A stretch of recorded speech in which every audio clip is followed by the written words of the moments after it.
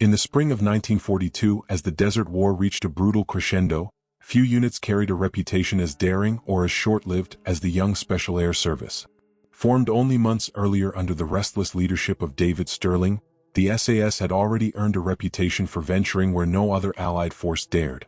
But among its earliest missions, one stands out not for its success, but for the mystery it left behind: the unexplained disappearance of a small team of SAS scouts deep in the North African interior. Their story begins in the long shadow of the Jebel Akhdar highlands, where British command believed they could locate the weak points in Rommel's supply chain. The hook was simple but chilling. In a war defined by tanks and artillery, the fate of entire divisions could hinge on a handful of men traveling silently across hundreds of miles of open desert. And these scouts, handpicked from L Detachment, were expected not only to observe enemy movements, but to return with intelligence that could alter the outcome of the campaign. Their mission marked one of the earliest instances where the SAS relied entirely on small teams navigating hostile territory with nothing but a compass, the stars, and the hope that enemy patrols were looking elsewhere. The desert struggle they faced was unforgiving even before a shot was fired. The group, led by Sergeant Thomas Mac McAllister, consisted of 4 seasoned desert wanderers, each trained in long-range reconnaissance after months spent learning the terrain from the Long-Range Desert Group, LRDG. Reports from the time described them driving 2 Chevrolet 30 CWT trucks, stripped-down desert workhorses modified with sand tires, jerry cans lashed to their sides, and Vickers K guns mounted for emergencies. Temperatures rose above 45 degrees Celsius by noon, then dropped shockingly at night. The wind punished their faces with needle-like grains of sand. Even the engines sounded different in the desert, choking slightly as they climbed dunes that rolled on for miles. A diary entry later recovered from the SAS camp at Kufra contained a short but evocative line from McAllister: "Navigation is a promise we make to ourselves. One wrong bearing and the desert decides the rest." It was a stark reminder that every mile beyond British lines was a step deeper into uncertainty. Their target lay just beyond the escarpments south of Benghazi. Intelligence from Cairo suggested that Axis convoys were shifting routes, moving supplies at night to avoid RAF aerial reconnaissance. If true, these diversions could be the lifeline Rommel needed before his next offensive. The SAS team's role was to get close enough to identify the pattern: track types, fuel trucks, troop transports, and the hours they traveled. Yet hours after leaving the safety of the LRDG rendezvous point, the team transmitted a coded message that would become the last confirmed communication anyone ever received from them: movement sighted. So unusual. What made this message strange was simple: enemy forces didn't move from the south. The Axis front was concentrated to the north and west. The empty desert inland held only scatterings of Bedouin tribes and the occasional Italian outpost. So the question burned: who or what was approaching their position from an unexpected direction? Later, in a command note written by Stirling himself, he underlined the transmission twice, adding the words, "Investigate this anomaly." Could indicate enemy maneuver or miscommunication. But when the operator in Kufra attempted to raise the patrol again, there was nothing. Just static, repeated attempts, and eventually the uncomfortable silence that soldiers in the desert knew too well. This absence of communication set off a chain of speculation in SAS headquarters. Some suspected the scouts had been forced to move quickly, perhaps relocating to avoid detection. Others proposed their wireless set may have failed, a frequent occurrence given the extreme conditions. But still, the message itself lingered oddly in the minds of analysts. The south was a direction that didn't fit any known Axis pattern in early 1942. As later historians would note, the desert was full of such unexplained indicators: tracks spotted in the wrong direction, unidentified signals, or reports of vehicles where no units were supposed to be. But at the time, Allied command could not afford to dwell on mysteries. They needed intelligence, and they needed confirmation that the scouts were still operating. Yet the farther the hours stretched with no word from McAllister's team, the more pressing the unease became. Something had disrupted the mission, but the desert gave no clues willingly. In modern studies of desert warfare, analysts often cite this mission as an example of how quickly conditions can shift from predictable to perilous. Technology was limited, distances were vast, and the margin for error was brutally thin. A single mistake or an unexpected encounter could mean the difference between a successful return and a complete disappearance. As night fell over the desert on the second day without contact, British command prepared a recovery mission. But even then, no one could have anticipated the baffling traces they were about to find, or the deeper mystery that would unfold from them. And for the vanished scouts, the silence had only just begun. By mid-March 1942, the war in North Africa had become a contest not only of armored divisions and supply lines, but of information, who could see the desert more clearly and who could exploit its vast emptiness. The missing SAS scouts belonged to one of these efforts, a quiet, persistent attempt to map Rommel's lifelines across the Libyan frontier. What made their disappearance so troubling was that their mission was not particularly unusual. The SAS had conducted several scouting operations before, charting the dust-choked roads that fed the Afrika Korps. Yet this patrol vanished in a stretch of desert the British believed they understood. Their assignment was simple on paper: observe, report, and withdraw. The scouts were to shadow the supply routes south of the Jebel Akhdar, where Allied intelligence believed the Italians were shifting convoys to evade RAF bombing runs. These were lifelines carrying ammunition, petrol, and spare parts, the true fuel of Rommel's famed mobility. The four-man team drove out equipped with standard kit, maps drawn by the LRDG, a number 11 wireless set, sand mats, Vickers K guns, and the unofficial but essential ration of tea and cigarettes. They were veterans of the desert, men who could read the dunes like sailors read the sea. But as they pushed deeper into the interior, the familiar challenges of the desert grew sharper. The region south of Benghazi was a vast sweep of sand seas and hard-packed gravel plains, broken only by dried wadis and camel tracks that had existed since antiquity. Even for experts, navigation required constant vigilance. A subtle misreading of a dune line or a misjudged compass bearing could shift a patrol miles off course. The wind that morning was relentless, blowing from the west and scattering sand across their tracks, even as they made them. A later intelligence memo noted the difficulties with brutal clarity. Invisibility is common in the desert, not only for men seeking concealment, but for those who wish to be found. Without landmarks, forces could pass within a kilometer of one another and never know it. The team's primary goal was to identify the timing of Axis fuel convoys believed to be moving between the desert outposts of Murata and Antilat. According to Ultra Intercepts, German signals officers had instructed several units to shift their resupply patterns to night operations after losing trucks to Allied aircraft. The SAS scouts were to confirm whether these movements were increasing, and whether the Afrika Korps was massing fuel for an offensive toward Tobruk. To accomplish this, they established a viewing point atop a low ridge overlooking a suspected supply corridor. From there, they could observe for hours, shielded by camouflage nets and the natural contours of the land. Notes later found in Sterling's files describe this tactic: observe from distance. Avoid engagement. Presence must remain unknown. The mission was progressing without incident until the team reported seeing movement from the south, a direction that defied all intelligence expectations. Italian and German forces rarely traveled that far inland, especially not in operational groups large enough to alert trained desert scouts. The southern desert was a blank expanse stretching toward the oases and sand seas of the Libyan interior. Nothing of military significance existed there. Nothing the British knew of. What exactly the scouts saw remains open to debate. Some historians believe it may have been a flanking Italian patrol sweeping the area for Allied reconnaissance teams. Others suggest it was simply a trick of light, a distant mirage inspired by heat and exhaustion. But the tone of the team's transmission, as recorded by operators at Kufra, did not sound uncertain. They seemed to know what they were seeing, and they believed it warranted immediate attention. Hours after the message, attempts to raise the patrol failed.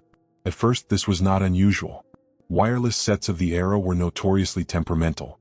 Heat-warped components, dust-clogged regulators, batteries drained quickly, and the desert environment often played havoc with radio signals, especially during sandstorms.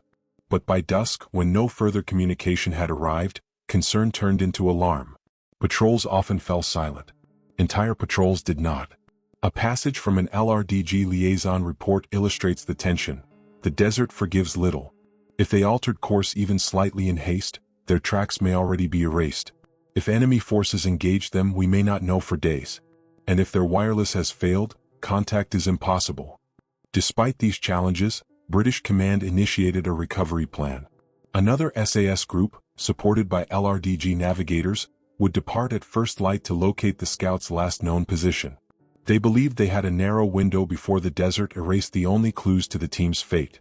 Yet as the search prepared to launch, one question haunted the minds of both commanders and intelligence officers. Who or what had been moving from the south in a region where no official Axis presence was recorded? The answer, if the desert held one at all, was waiting in the sand. and the recovery team was about to uncover the first troubling signs that something had gone deeply wrong.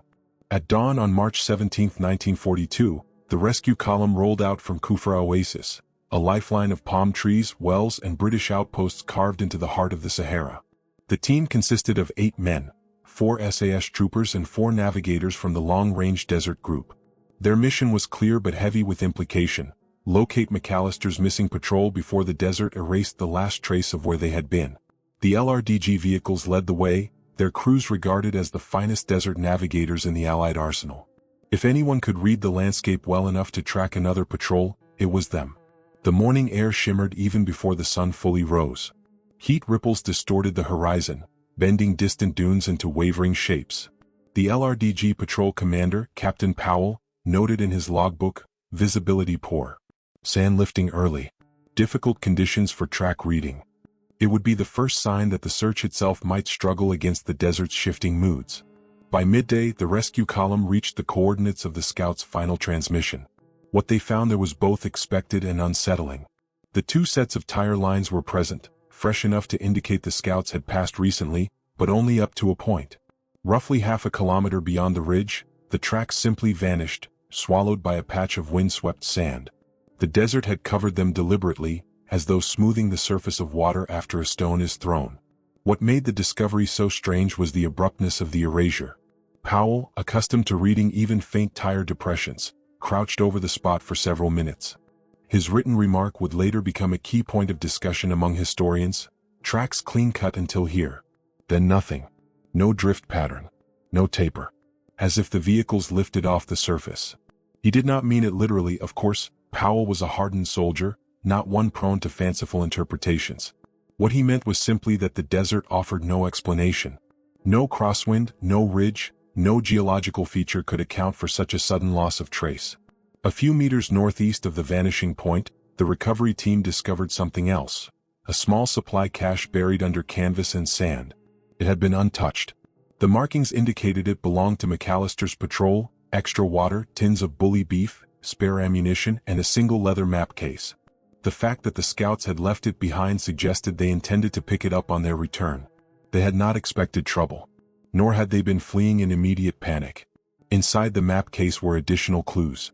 Rough sketches of dune formations, bearings marked in pencil, and a brief note in McAllister's hand: no enemy movement. Still watching corridor. All quiet. This note was dated 1 day before their final transmission, the one reporting movement from the south. Something had changed rapidly in that short span, something alarming enough to compel the scouts to break radio silence. The recovery team spread out, walking grid patterns and widening arcs. They located a few discarded items: a shredded cloth scrap from a camouflage net, a spent .303 casing, but none of these indicated a firefight. There were no blood trails, no bullet impacts on nearby rocks, no footprints suggesting the men had abandoned their vehicles. The silence of the evidence suggested not a fight, but a sudden disruption. Powell wrote, if enemy engaged them, they left no sign. If they withdrew, they did so with extraordinary haste and direction unknown. His uncertainty reflected the broader problem. Every known factor of desert warfare pointed toward predictable outcomes.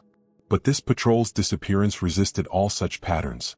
As the team pushed the search outward, they encountered an unexpected element.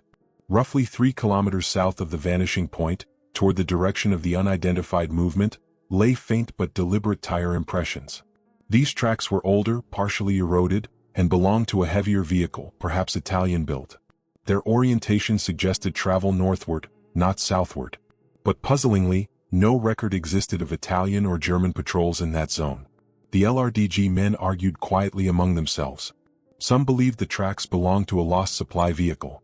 Others suspected an isolated reconnaissance patrol. But the spacing and tread patterns hinted at something unusual: a vehicle hauling equipment or towing something heavy. LRDG Sergeant Muir remarked, not standard pattern. This one's carrying weight.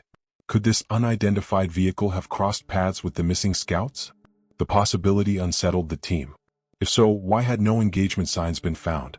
And why had Axis Command not reported capturing Allied scouts, a propaganda victory they rarely ignored? As daylight faded, the recovery team was forced to establish a temporary camp. They had searched nearly a full day without answers. Around their small fire, the men discussed possibilities in hushed tones. The desert, cold under the stars, seemed indifferent to their questions.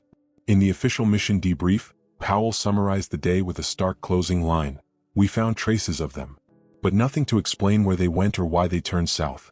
The desert holds the rest." As the search continued into its second day, one realization became unavoidable.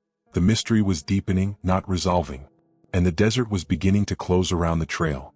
The morning of March 18, 1942, rose with a pale, metallic glow across the Libyan interior. The recovery team, tired, dust-coated, and increasingly uneasy, set out once again to follow the faint, mysterious tracks leading northward. What distinguished these impressions from the typical Axis vehicle prints was their irregular spacing. The treads were deep, as though weighted down, but the pattern was distinctive, more reminiscent of older Italian trucks than the newer German transports. Yet Italian patrols were not known to operate this far inland. Something did not add up. As they followed the prints across the rolling gravel plains, the team encountered a surprising discovery: a thick cluster of charred debris partially buried beneath a dune. It appeared at first glance to be the remnants of a burned-out truck. The metal frame was twisted, its sides melted into blackened contours. But when the LRDG men sifted through the debris, they found no identifying markings, no chassis plate, no unit stencils, not even recognizable equipment fragments. It was as though someone had deliberately removed or destroyed anything that could link the vehicle to a specific force. Captain Powell, his face lined with disbelief, noted, "Vehicle destroyed by high heat. Unusual burn pattern. No ordnance residue." That detail raised immediate questions.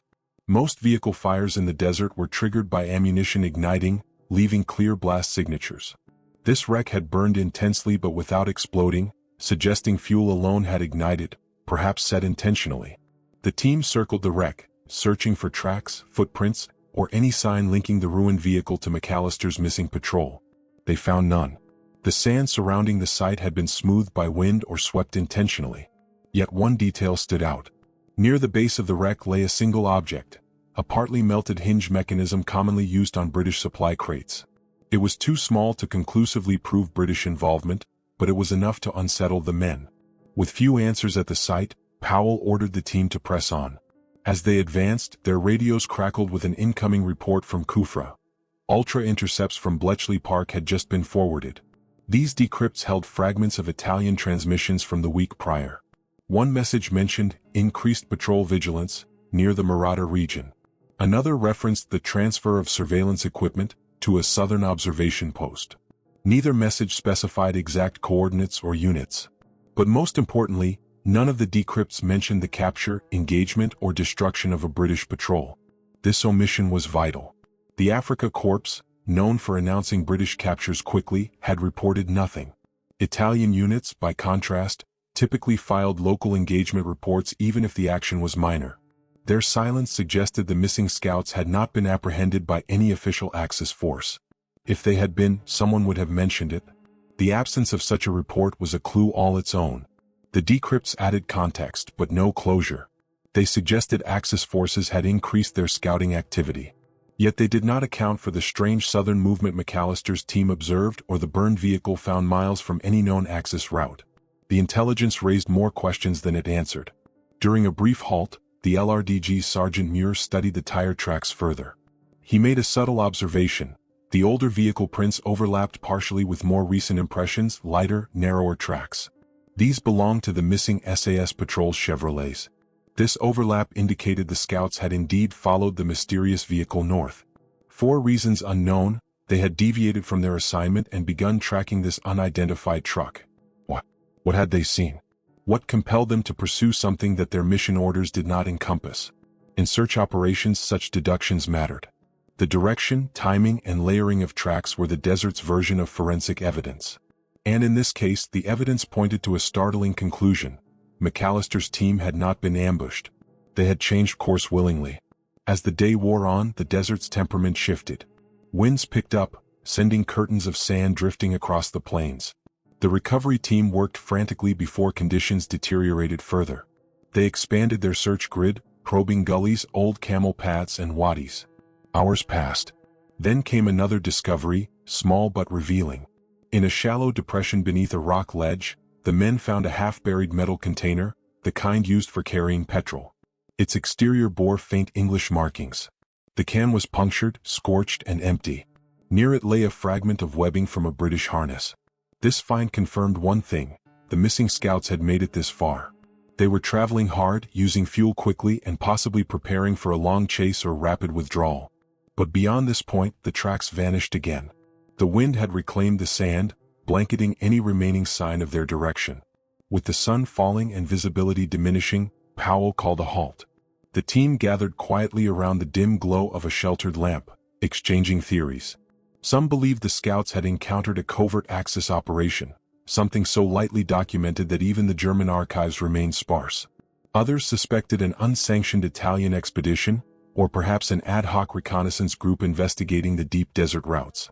Yet one theory remained unspoken but palpable: the scouts might have witnessed something they were not meant to see. Something off the record. Something neither side had political incentive to acknowledge. In his final note of the day, Powell wrote, "Decrypts reveal increased Axis activity. But evidence conflicts. Their silence hints at another factor, unknown or undisclosed. Tomorrow we search east. It is our last clear vector." The mystery had widened. And with every uncovered fragment, the desert seemed more determined to hide the truth.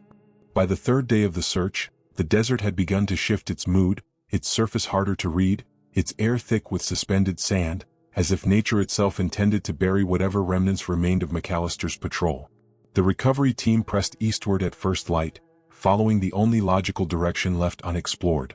If the scouts had been chasing the unidentified vehicle found burned in the sand sea, eastward made sense. It was one of the few paths that led deeper into uncharted territory, toward the vast dunes of the Calancio Sand Sea, an area notorious for swallowing whole caravans and wartime vehicles alike. By midday, the team reached the first rise of the Sand Sea. Wind gusts howled across the ridges, reshaping dunes in real time. Sergeant Muir remarked that the terrain looked freshly forged, as though any traces from the past week had been swept entirely clean. Still, the men continued scanning the sands through binoculars, hoping for even the faintest indentation. Then, as they crested a high dune, they saw it: thin columns of smoke drifting upward from far across the sands, like a final signal flickering too late. The team accelerated toward the smoke, engines straining under the soft sands.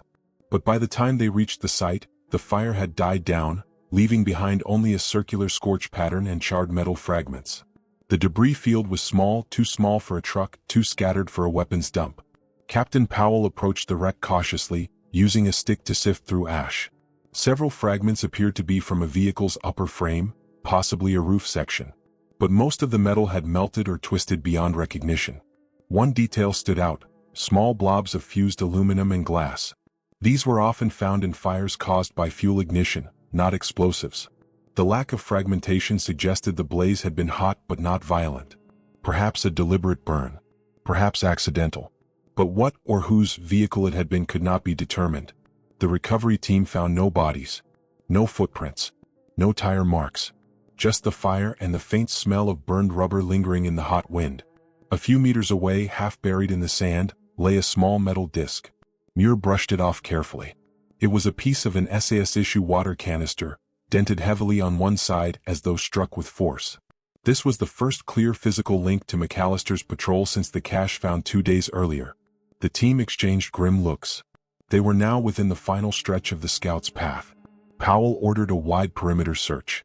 The men fanned out, sweeping the dunes in disciplined formations. After an hour, Trooper Ellis called out, his voice barely audible over the wind.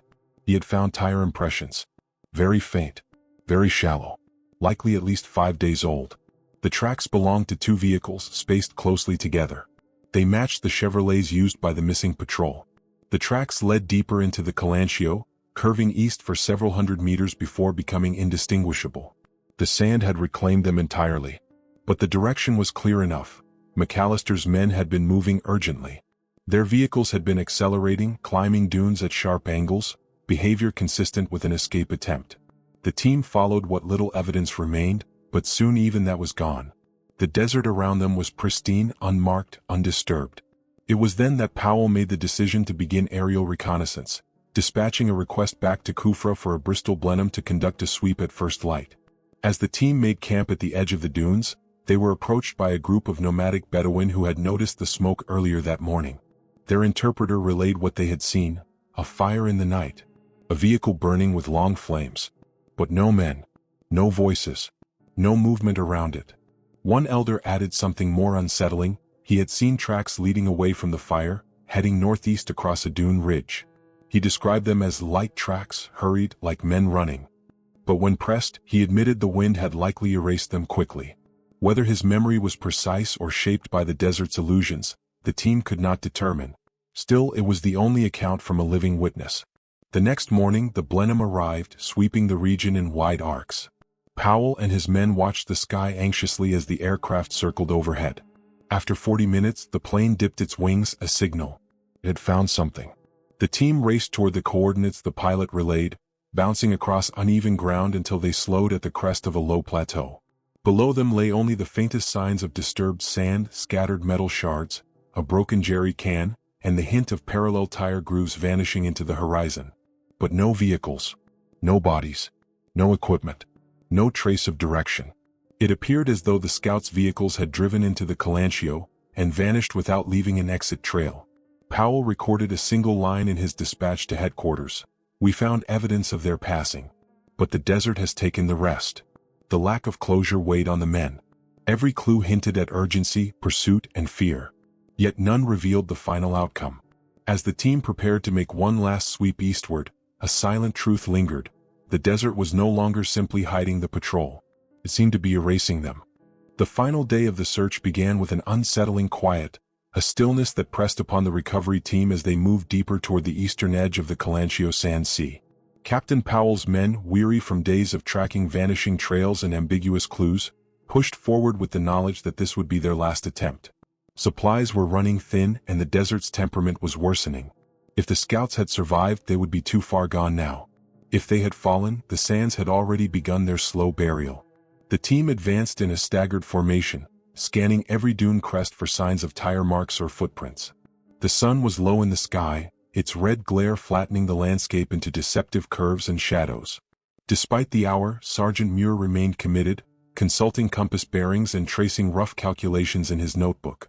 If they continued northeast, he muttered, they would have aimed for the high escarpments near Wadi Farak. Maybe shelter. Maybe water. It was a reasonable guess, one any desert-trained soldier might make in desperation. After 2 hours of slow progress, the team found what would become their final lead: a cluster of metal fragments scattered at the base of a dune. These pieces appeared to be from a vehicle's internal structure, thin-sheeted components that rarely survived attacks or accidents intact. Some were bent sharply, others warped as if exposed to intense heat. But they were too generic to identify conclusively. No serial numbers. No stenciled unit codes. Nothing that could tie them to the SAS patrol. Powell knelt, picking up a small blackened bolt. "This isn't enough," he murmured. "Not nearly enough." Yet even the tiniest clue mattered now. Perhaps this debris belonged to the charred vehicle discovered 2 days earlier. Or perhaps it was something else, evidence of another encounter the scouts had faced. As the team expanded their search perimeter, a call came from Trooper Ellis. He had found something rare in the desert: human tracks. Very faint. Eroded nearly to nothing. But unmistakable. The footprints belonged to at least 2 individuals and were spaced irregularly, as if the men had been unsteady or fatigued. The tracks angled toward a rock outcrop half buried in sand. The team followed quickly, hearts pounding with a surge of renewed urgency. Could this be the last path the missing scouts had taken? Reaching the outcrop, they discovered a narrow crevice, just wide enough for a man to crawl into. Inside, protected from wind and sun, they found the first undeniable evidence of the scouts' presence: a torn scrap of British-issue desert cloth, wedged between 2 stones. It bore faint scorch marks and smelled faintly of smoke. Nearby, half covered in sand, lay an empty water canteen with the initials TM, likely belonging to Trooper Thomas Mayfield, one of McAllister's men. The find electrified the team. They widened the search around the outcrop, checking for graves, equipment, or any signs of distress signals. But the crevice held no additional clues. It appeared the scouts had taken temporary refuge there, perhaps during the night or while observing something. Why they left and where they went next remained unknown. As the sun reached its midpoint, the heat intensified. Winds shifted direction, and the desert began its relentless erasure once again. Powell gathered the men for a final conference. They reviewed their findings: The abandoned cache, the burned vehicle, the scattering of metal fragments, the faint tire marks, the isolated footprints, and the absence of bodies or conclusive wreckage. Every piece suggested the scouts had been on the move, forced, scared, or determined, yet nothing explained their ultimate fate. That afternoon, the team initiated one last wide-area sweep by splitting into pairs and covering radial paths. Hours passed. The desert remained silent. At 1,630 hours, the search was officially called off. Powell stood at the crest of a dune overlooking the endless waves of sand, dictating his final field report. His voice was steady but carried a weight of resignation. Search concluded. No remains or vehicles located. Evidence inconclusive. Patrol presumed lost to environmental conditions or unknown enemy action. Yet in private notes written later that evening, Powell expanded on his true thoughts. Tracks indicate pursuit or rapid withdrawal. No Axis documentation of engagement. Debriefs inconsistent with known patrol activity. Possibility of unrecorded enemy unit or covert operation cannot be dismissed. These lines, once classified, would fuel decades of speculation among military historians. Some argued the scouts stumbled upon a clandestine Italian intelligence station never officially logged. Others believed they crossed paths with a German long-range reconnaissance team operating unofficially.